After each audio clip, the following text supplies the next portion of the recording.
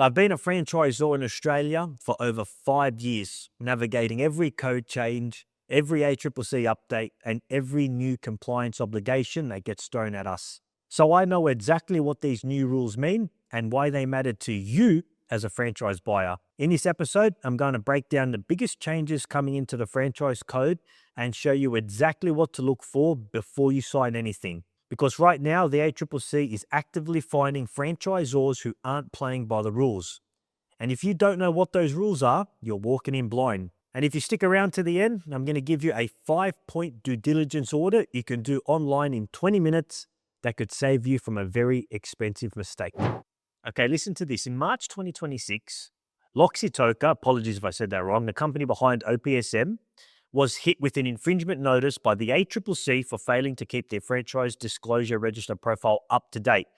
The fine was $19,800, not massive, but the message is loud and clear. The ACCC has $7.1 million allocated to enforce the new franchise code, and they are actively looking for breaches. So what does this tell you as a franchisee? If you don't know what the ACCC is, you should know what the ACCC is, because they are there to help and protect you before you buy a franchise. In today's video, I'm going to be talking about what the ACCC is and how you can use them to help buy the right franchise for you. Let's get into it. Okay, firstly, let's talk about who the heck is the ACCC. The ACCC is the Australian Competition Consumer Commission. They are your friend as a franchisee. They are on your side. They are there to protect you and your rights when buying into a franchise. Now, there is something called the Franchising Code of Conduct.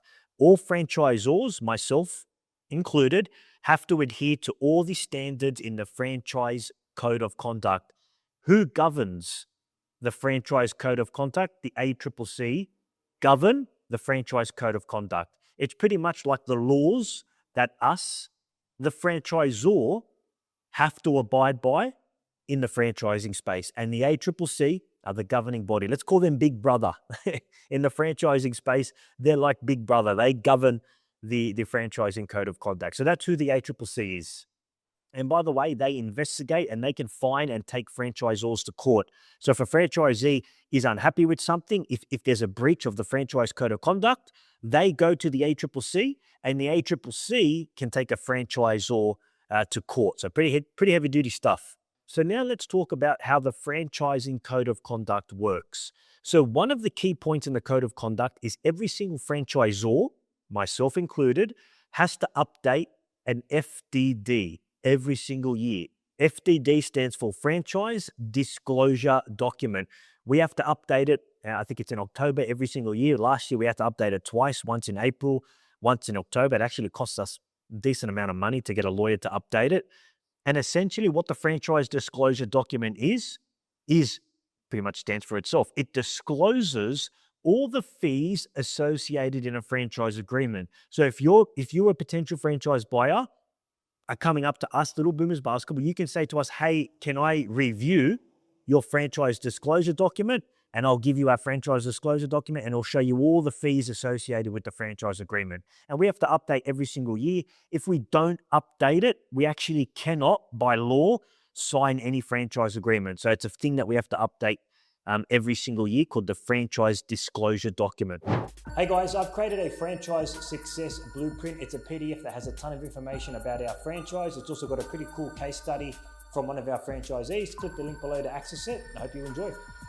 Now, the next important piece of document that you need to know as a franchise buyer is what's called the Franchise Disclosure Register. This is a document. It's actually an online resource that you, the franchise buyer, can go into, and you can search up any franchise brand in the register and pop up their profile. Every single franchise brand in Australia is in this database, and I'm going to give you a walkthrough of what it looks like in a bit. And this gives you valuable information that you, the franchise buyer, can use, such as how many franchisees have been sold, what territories or what states in Australia are they operating in, who's the founder, are there any legal battles, are there any current disputes happening? It's a very valuable resource, and not many franchise buyers know about it. So go online to the franchise registrar and look up the profile that you're looking at buying. So if you're looking at buying a Little Boomers Basketball franchise, go up and look at our register profile. We'll give you all the valuable information that you need to know before you take that next step. And by the way, legally, we have to update this profile once a year. And the company that I mentioned earlier on in this video, OPSM, they were fined, I think, $20,000 because they didn't update their register. So it's quite a powerful resource that you can use. Let's do a quick Loom walkthrough. I'll take you through my profile. Okay, guys, so to find the franchise disclosure register, you're going to go type it in Google, click on the government website here, make sure you click on the legit one. Now you're going to search the register. This section here is for franchisors. You don't have to worry about that. And then it's just going to say, make sure you do your due diligence, make sure you cross-reference everything. I think the ACCC is just trying to cover themselves. And then what you can do is you can use a search function. You can type in the franchise that you're looking at investing in. Probably, it's just loading. Okay, so you probably need the franchisor's name. I don't think you'd know the ABN, but let's just type in Lil Boomers Basketball to show you what it looks like. Hit search. And then you'll see the profile pop up here. Industry, current sites, and expansion sites where we plan on expanding. Now, once I click on it, it's going to show its profile. Now, here's interesting information. I wouldn't necessarily worry about all this stuff, but this is good information to know. So how long the franchise system's been operating. In the last 10 years, has anyone been convicted of a serious offence, like the franchisor? That's quite important. In the last 5 years, has a franchisor or associate been subject to final judgment or civil proceeding? Then you can see here like how big the franchise system is. So number of franchise businesses, how many franchisees. The difference here is because some franchisees own multiple sites. That's why number of franchisees is different to franchise business. And how many the company owns. We actually still own one site. Then you can see where the franchise currently operates, where it plans to expand.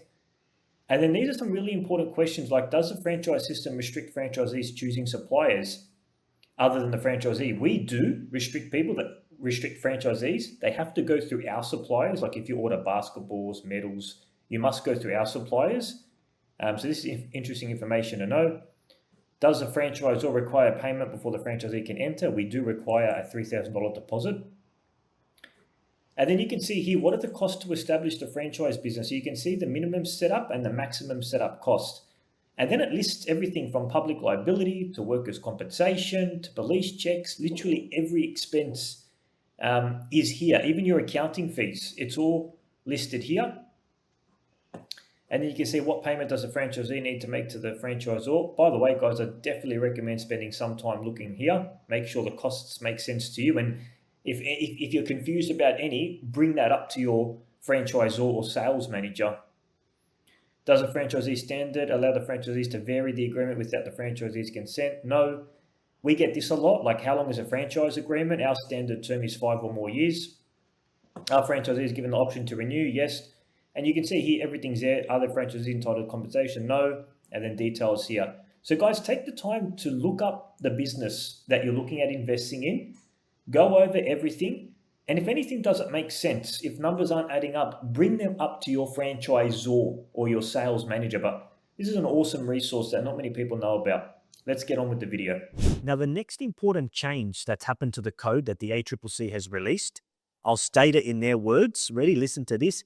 Franchisees must have a realistic path to profit, or they must be able to reasonably make a profit. Now, between you and I, that's very ambiguous, like what reasonable is and how much is a profit. But I guess what they're trying to stop is franchisors structuring deals and having all these fees where it's almost impossible for a franchisee to make a profit. And there are companies that unfortunately do structure deals and have all these fees where it's almost impossible to make a profit. So that's what the ACCC is trying to mitigate against. So if they see like a certain franchise agreement where it's like, hey, how is this franchisee meant to make a profit with all these fees? They are going to be catching you out as a franchisor. And the last point that I want to mention, get this, the number one ACCC complaint. So the most complaints that franchisees are doing to the ACCC about franchisors is financial performance disclosure. What does that mean? The most common complaint is franchisors making big income claims without backing it up. And if you guys listen to my channel, you know that I harp on about being careful if a franchisor is promising you income or promising you projections. If they say, hey, we can guarantee you 80, 100, 150, 200K in your first year, run the other way, because it's very risky for a franchisor to do that. And they're probably trying to sell you to come into the door. And the ACCC is saying, hey, we're getting all these complaints from franchisees saying that, hey, this company said, or this franchisor said I was going to earn this amount, but look at me, I'm not earning this amount. So be very careful. The ACCC is saying we're getting all these complaints. So be cautious when a franchisor is giving you income projections. Okay, before we end this video, I want to give you an audit that you can use to go ask other franchise brands when you're looking for the right franchise for you. I've called it the Franchise Buyer's Due Diligence Audit. There's 5 things to check for. Number 1, search the franchise disclosure register and learn about the company, how many they sold, dispute, allegations, everything. And if they're not on the register, just know they're already breaching the code, and the heavy penalties may apply. Massive red flag. Second part of the checklist, part number 2, check the ACCC website for complaints or enforcement. You can actually go to the ACCC and see what complaints are coming from a company. Number 3, request from a franchisor the FDD, the franchise disclosure document, where the franchisor has to disclose all the fees associated with the agreement. Make sure you request that document and check it with a fine-tooth comb. Number 4, Google the brand. Look at their Google reviews. See what parents or see what clients or customers are saying about the brand. If there's a lot of positive reviews about it, awesome. Might be a good brand. If there's a lot of 1-star or negative complaints, that's a bit of a warning sign.